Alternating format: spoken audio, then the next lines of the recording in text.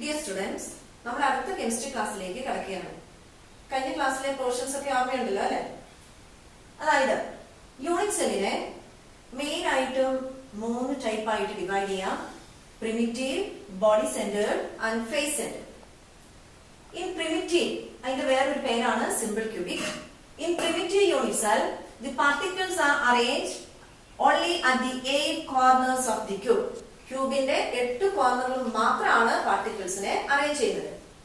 Then therefore the number of particles in a unit cell, അതായത് ഈ ക്യൂബിന്റെ number of particles consider ചെയ്യുകയാണെങ്കിൽ the number of particles per unit cell എങ്ങനെയാണെന്ന് നോക്കാം.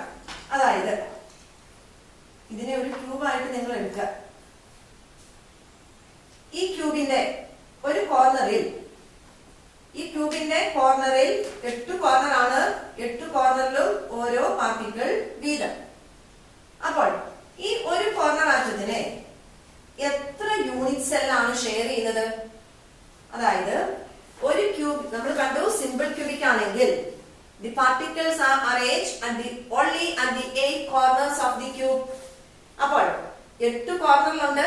8 കോർണറിലും ഓരോ particle വീതം. അപ്പോൾ പാർട്ടിക്കിളിനെ സ്ഫിയർ ആയിട്ടാണ് നമ്മൾ കൺസിഡർ ചെയ്യുന്നത്. അപ്പോൾ ഇവിടെ ഞാൻ ഒരു സ്ഫിയർ ആയിട്ട് ഇതിനെ കൺസിഡർ ചെയ്യാം. ഇതിന്റെ ഒരു കോർണറിൽ ഇവിടെ ഒരു പാർട്ടിക്കിൾ വെക്കുന്നു. ഇതൊരു കോൺസ്റ്റിറ്റ്യൂവന്റ് പാർട്ടിക്കിൾ, കോർണറിലുള്ള ഒരു കോൺസ്റ്റിറ്റ്യൂവന്റ് പാർട്ടിക്കിൾ ആണ്. ഇതിനെ വേറെ എത്ര യൂണിറ്റ് സെല്ല് ഷെയർ ചെയ്യുന്നു നോക്കാം. അതായത് ക്രിസ്റ്റൽ ലാറ്റിസിലെ സ്മോളസ്റ്റ് റിപ്പീറ്റിംഗ് യൂണിറ്റ് ആണ് യൂണിറ്റ് സെൽ. ഇതിനോട് തൊട്ട് കുറെ ക്യൂബ്സ് ഉണ്ടാവും. അപ്പോൾ നമ്മൾ നോക്കിയാൽ ഈ ബോക്സിനെ ഒരു ക്യൂബിക് യൂണിറ്റ് സെല്ലായും ഈ നാരങ്ങയെ ഒരു കോർണർ ആറ്റമായും നമ്മൾ അസ്യൂം ചെയ്യുന്നു. ഈ കോർണർ ആറ്റത്തിനെ വേറെ എത്ര യൂണിറ്റ് സെല്ല് ഷെയർ ചെയ്യുമെന്ന് നോക്കാം. അതായത് ഒരു കോർണർ ആറ്റത്തിനെ എത്ര യൂണിറ്റ് സെല്ലാണ് ഷെയർ ചെയ്യുന്നത്? 8 യൂണിറ്റ് സെല്ലാണ്. ഇതിന്റെ ഉള്ളിൽ നാരങ്ങയുണ്ട് കേട്ടോ. അപ്പോൾ ഇതിനെ 8 യൂണിറ്റ് സെല്ലാണ് ഷെയർ ചെയ്യുന്നത്. അപ്പോൾ അത് ആ കോർണർ ആറ്റം ഒരു യൂണിറ്റ് സെല്ലിന് എത്രമാത്രമാണ് കോൺട്രിബ്യൂട്ട് ചെയ്യുന്നത്? Only 1/8 to a particular unit cell. അത് ഒരു യൂണിറ്റ് സെല്ലിന് കോൺട്രിബ്യൂട്ട് ചെയ്യുന്നത് 8ൽ ഒരു പാർട്ടും മാത്രം. അതായത് ഈ നാരങ്ങയെ 8 പേര് ഷെയർ ചെയ്താൽ ഒരാൾക്ക് കിട്ടുന്ന എത്രയാണ്? 8ൽ ഒരു ഭാഗം മാത്രമാണ്. പ്രിമിറ്റീവ് യൂണിറ്റ് സെല്ലിൽ 8 corner atom and 1 atom contribute only 1/8 to a particular unit cell. അതായത് ഒരു കോർണർ ആറ്റം കോൺട്രിബ്യൂട്ട് ചെയ്യുന്നത് അതിന്റെ 8ൽ ഒരു ഭാഗം മാത്രമാണ്. അതുകൊണ്ട് 8 into 1/8 that is equal to 1. ഇനി ബോഡി സെന്റേർഡ് യൂണിറ്റ് സെല്ലിൽ the particles are arranged at the 8 corners of the cube and one at the center of the cube. അതായത് ക്യൂബിന്റെ സെന്ററിൽ നടുക്കായിട്ട് ഒരു പാർട്ടിക്കിളിനെ ഓക്യുപ്പൈ ചെയ്യുന്നു. Then the corner atom contribute only 1/8 to a particular unit cell. അതായത് corner atom 8ൽ ഒരു part മാത്രമാണ്. 8 corner ആറ്റങ്ങളുണ്ട്. അതായത് 8 corner ആറ്റങ്ങളുണ്ട്. ഒരു corner ആറ്റത്തിനെ 8 unit cell share ചെയ്യുകയും ചെയ്യുന്നു. അപ്പോൾ ഒരു കോർണർ ആറ്റം കോൺട്രിബ്യൂട്ട് ചെയ്യുന്നത് 8ൽ ഒരു പാർട്ട് മാത്രമാണ്. അതുകൊണ്ട് 8 into 1/8, 8 കോർണർ ആറ്റം into 1/8. ഓരോ കോർണർ ആറ്റവും 1/8 വീതം ഒരു യൂണിറ്റ് സെല്ലിന് കോൺട്രിബ്യൂട്ട് ചെയ്യും. Then one at the center of the cube. അപ്പോൾ ഇതിൽ ബോഡി സെന്ററിൽ വരുന്ന പാർട്ടിക്കിൾ എന്ന് പറയുന്നത് it is not shared by any other unit cell. അത് ആ ക്യൂബിന്റെ ഉള്ളിലായിട്ടാണ് വരിക. അതിനെ വേറെ ആരും ഷെയർ ചെയ്യുന്നില്ല. അത് ഈ ക്യൂബിന് സ്വന്തമാണ്. Therefore the total number of particles in a unit cell 8 into 1/8 plus 1 that is equal to 2. In face centered unit cell the particles are arranged at the 8 corners of the cube and at the 6 face then face സെന്ററിലുള്ള പാർട്ടിക്കിളിനെ face സെന്ററിൽ ഒരു particle ഉണ്ടെങ്കിൽ ഒരു ക്യൂബിന്റെ ഫേസിന്റെ സെന്ററിലായിട്ട് ഒരു പാർട്ടിക്കിളിനെ position ചെയ്താൽ ഇതിന്റെ തൊട്ട് മുമ്പിൽ വരുന്ന വേറൊരു ക്യൂബും കൂടി ഈ പാർട്ടിക്കിളിനെ ഷെയർ ചെയ്യും. അതായത് ഇതിന്റെ പകുതി ഭാഗം ഈ ക്യൂബിനും അടുത്ത പകുതി ഇതിന്റെ തൊട്ടിൽ മുമ്പിൽ വരുന്ന ക്യൂബിനും ആയിട്ടാണ് വരിക. അതായത് രണ്ട് ക്യൂബ്സ് ആണ് ഈ സ്ഫിയറിനെ ഷെയർ ചെയ്യുന്നത്.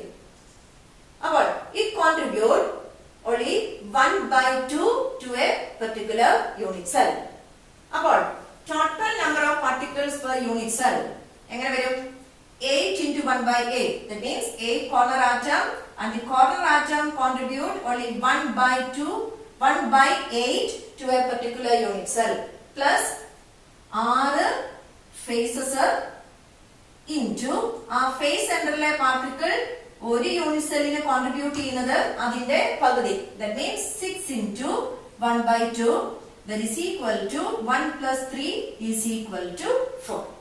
ഇത് നമ്മൾ ഓർത്ത് വെക്കേണ്ടതാണ്. പ്രോബ്ലം ചെയ്യുമ്പോഴും വേണ്ടി വരുന്നതാണ്.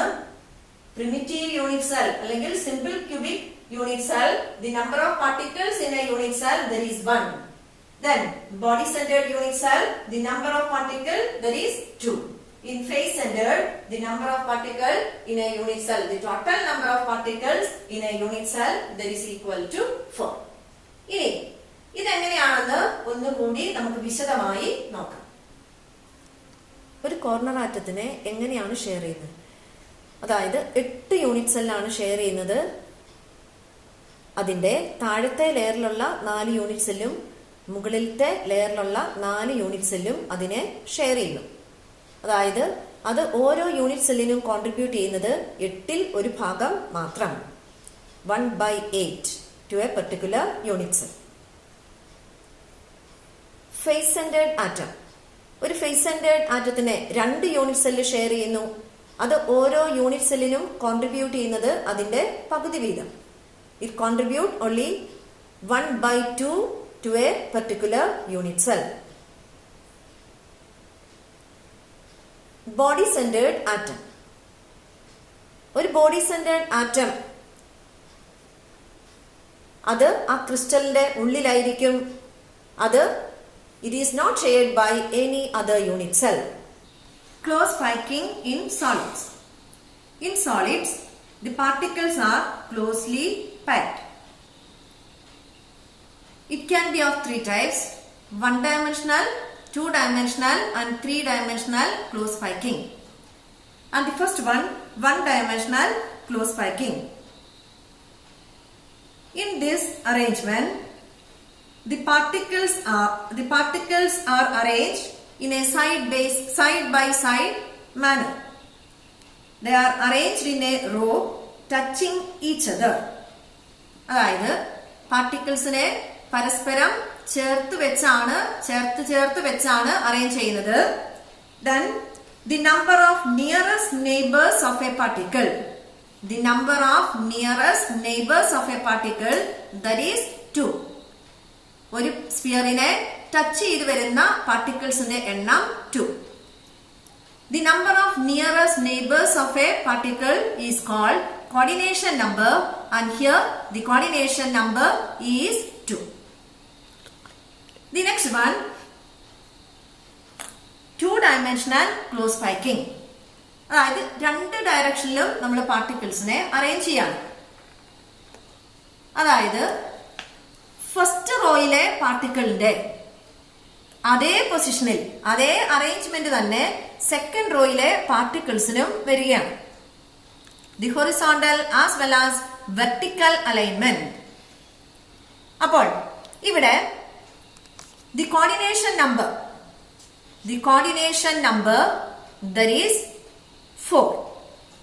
അതായത് ഇവിടെ ഈ ഒരു പാർട്ടിക്കിളിനെ, ഇവിടെയുള്ള ഗ്രീൻ പാർട്ടിക്കിളിനെ ടച്ച് ചെയ്ത് വരുന്ന സ്പിയേഴ്സിന്റെ എണ്ണം 1, 2, 3, 4. 4 സ്പിയേഴ്സ് ആണ് അതിനെ ടച്ച് ചെയ്ത് വരിക. That means the coordination number there is 4. ഇനി ഈ 4 സ്പിയറിന്റെ സെന്ററുകൾ തമ്മിൽ ചേർത്ത് വെച്ചാൽ ഒരു സ്ക്വയർ ഷേപ്പ് ആണ്, അതുകൊണ്ട് അതിനെ പറയുന്ന പേരാണ് square close packing. The next one, in hexagonal close packing, the particles of the second row are at the depressions of the first row. First റോയിലെ ഡിപ്രഷനിലാണ് സെക്കൻഡ് റോയിലെ പാർട്ടിക്കിളിനെ അറേഞ്ച് ചെയ്തിരിക്കുന്നത്. Then the particles of the third row are at the depressions of the second row. Second റോയിലെ ഡിപ്രഷനിലാണ് third റോയിലെ പാർട്ടിക്കിളിനെ arrange ചെയ്തിരിക്കുന്നത്. ഇനി ഇതിന്റെ കോർഡിനേഷൻ നമ്പർ നോക്കാം.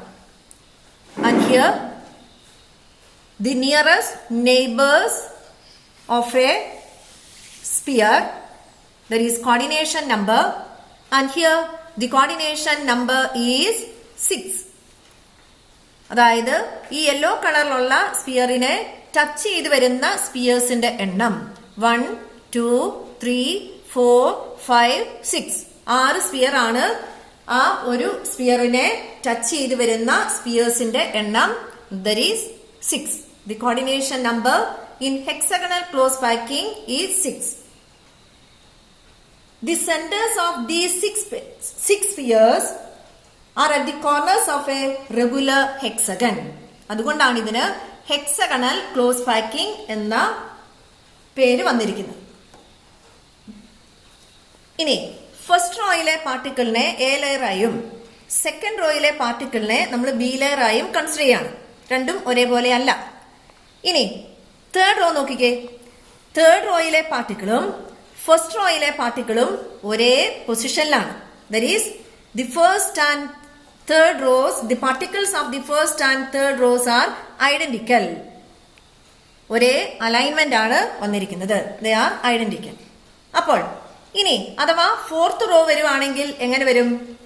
സെക്കൻഡിന്റെ അതേ പൊസിഷനിലായിരിക്കും ഫോർത്തിന്റെ പാർട്ടിക്കിൾ വരിക. ക്ലോസ് പാക്കിങ്ങും സ്ക്വയർ ക്ലോസ് പാക്കിങ്ങും ഹെക്സഗണൽ ക്ലോസ് പാക്കിങ്ങും ഒന്ന് കമ്പയർ ചെയ്യാം. The horizontal as well as vertical alignment, അതിലെ ഫസ്റ്റ് റോയിനെ എ ആയിട്ടും സെക്കൻഡ് റോയും അതേപോലെ തന്നെയാണ്. അതുകൊണ്ട് this type of arrangement there is A type arrangement, the vertical as well as horizontal alignment. ഇനി ഇതിന്റെ ഏതാണ് ഈ രണ്ട് അറേഞ്ച്മെന്റിൽ ഏതാണ് കൂടുതൽ എഫിഷ്യന്റ് ആയിട്ടുള്ള, വിച്ച് ഈസ് മോർ എഫിഷ്യന്റ്, നമുക്കത് ചെക്ക് ചെയ്യാം. അതായത് ഈ സ്ക്വയർ ക്ലോസ് പാക്കിങ്ങിൽ ഉള്ള വോയിഡ് നോക്കിയാൽ, പാർട്ടിക്കിൾസിനെ നമ്മൾ അടുത്തടുത്താണ് അറേഞ്ച് ചെയ്യുന്നത്, അതിന്റെ ഇടയ്ക്കുള്ള എംപ്റ്റി സ്പേസ്, അൺഓക്യുപ്പൈഡ് സ്പേസ്, അതിനെയാണ് പറയാ വോയിഡ്. അപ്പോൾ ആ വോയിഡ്സിനെ നമ്മൾ നോക്കിയാൽ, സ്ക്വയർ ക്ലോസ് പാക്കിങ്ങിലെ വോയിഡ് നോക്കിയാൽ നമുക്ക് മനസ്സിലാവും അവിടെ എംപ്റ്റി സ്പേസ് കൂടുതലാണ്, വോയിഡ് കൂടുതലാണ്. ഇനി ഹെക്സഗണൽ ക്ലോസ് പാക്കിംഗ് ആണെങ്കിൽ ഹെക്സഗണൽ ക്ലോസിലെ വോയിഡ് നോക്കിയാൽ നമുക്ക് മനസ്സിലാവും അത് ട്രയാങ്കുലർ വോയിഡ്സ് ആണ്. രണ്ട് തരത്തിലുള്ള വോയിഡ് വരുന്നുണ്ട്. ഒരു കൂർത്ത ഭാഗം താഴേക്ക്, the apex pointing downwards and upwards. രണ്ട് തരത്തിൽ നമുക്ക് സൂക്ഷിച്ചു നോക്കിയാൽ മനസ്സിലാവും. ഈ കമ്പാരിസണിൽ നമുക്ക് മനസ്സിലാവും ഇവിടെ സ്ക്വയർ ക്ലോസ് പാക്കിങ്ങിനേക്കാൾ കൂടുതൽ എഫിഷ്യന്റ് ആയിട്ടുള്ളത് ഹെക്സഗണൽ ക്ലോസ് പാക്കിംഗ് ആണ്. സ്ക്വയർ ക്ലോസ് പാക്കിങ്ങിൽ എംപ്റ്റി സ്പേസ് കൂടുതലാണ്, ഹെക്സഗണൽ ക്ലോസ് പാക്കിങ്ങിൽ എംപ്റ്റി സ്പേസ് കുറവാണ്.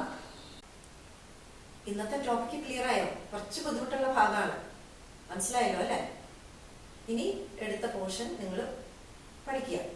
അടുത്ത ക്ലാസ്സിൽ വീണ്ടും നമുക്ക് കാണാം.